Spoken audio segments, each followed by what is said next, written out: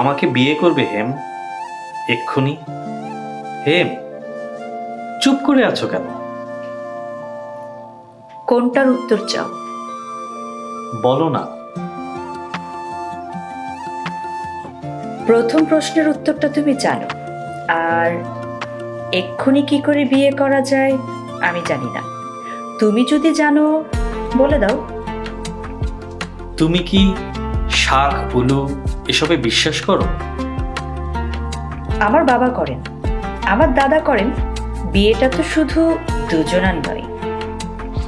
বেশ, যোগেনকে বলো, আর যত তাড়াতাড়ি সম্ভব বিয়ের দিন দেখো। আমি আর দেরি করতে চাই না। বেশ, ভেবেছিলাম তোমার মনে ছিল না।